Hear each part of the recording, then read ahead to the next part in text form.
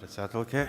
Значи, почитуван премиер на владата на Република Македонија, господин Зоран Заев, почитувани председатели на стопанските комори, почитуван представник од УСАИД. Јас немав навестување дека ќе зборам, ама веќе кажам неколку збора. и тука мислам не ми е тешко да зборувам заради тоа што проблематиката добро ја познавам, но не сакам да ви го одземам времето бидејќи вие имавте плодотворна дискусија. Јас сум во секојдневен контакт со целото стопанство во Република Македонија. Мислам дека владата сега во овој момент има одлична соработка со сите стопански комори. Покрај тоа што имаме соработка со коморите, се обидуваме да бидеме колку што може повеќе и на терен. Последните денови јас бев скоро низ цела Македонија, да ги слушнеме проблемите на економијата, да разговараме за нив, да се обидеме да ги решиме. Се разбира, не можеме да ги решиме сите проблеми преку ноќ, но се обидуваме да решиме барем поголем дел од нив колку што можеме тоа да го направиме, бидејќи сме свесни дека ако ја задвижиме економијата, тогаш ќе обезбедиме подобар живот за сите граѓани во Република Македонија, бидејќи ценам дека не постои совесен стопанственик кој што не сака придобивките од работењето да ги подели со вработените, а вработените се точно граѓаните во Република Македонија.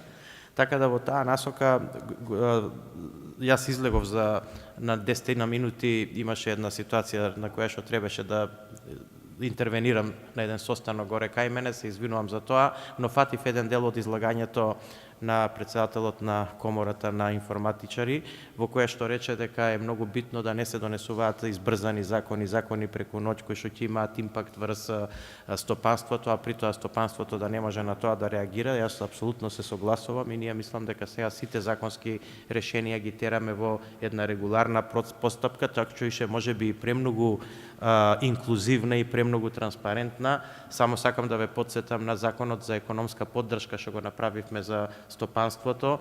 Тој закон почнавме да го разговараме во август минатата година, јули можеби чак што више, и мислам дека имавме многу дискусии, многу дебати, прифативме многу добри предлози. Во најголем дел предлозите кои што беа вклучени и имплементирани во тој закон беа предлози кои што доаѓаат точно од стопанството и од потребите на стопанството, и со гордост можеме да кажеме дека денеска тој закон е веќе во функција, бидејќи минатата недела помина на парламент и сега веќе ќе може да се аплицира, како што се и мерките кои што одат преку фондот за иновативност. Сакам само да го подвлечам уште и законот за енергетика, кој што исто така го дискутиравме многу широко по работни групи, и тука сакам да искористам приликата да се заблагодарам на УСАИД кој што издвои финансиски средства да ни помогне со консултанти за да побрзо и поефикасно го направиме тој закон, како што и сега ќе продолжиме да работиме со УСАИД на подзаконските акти, значи на secondary legislation што се вика, значи да би можеле да направиме, бидејќи таму има значителен број на подзаконски акти што треба да се донесат. Така да сакам да кажам дека ние како влада се обидуваме, и тука морам да кажам дека имаме одлично разбирање и соработка со премиерот кој што доаѓа од реалниот сектор, па затоа и лесно ги разбираме веројатно проблемите, да целото стопанство биде инклузивно, значи да биде вклучено во носењето на сите овие закони, и јас мислам дека таквата тенденција како влада ќе ја држиме и во иднина, и верувајте дека сме посветени на економските проблеми и сакаме истите да бидат решени.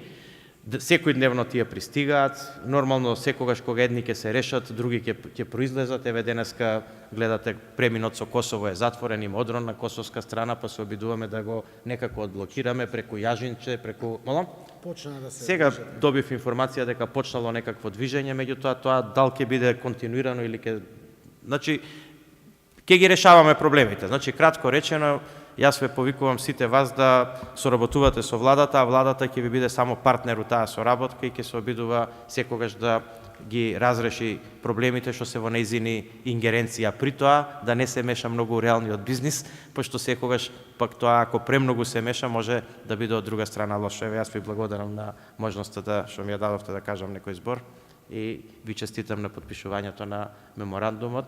Тој само го формализира нашата добра соработка. Благодарам.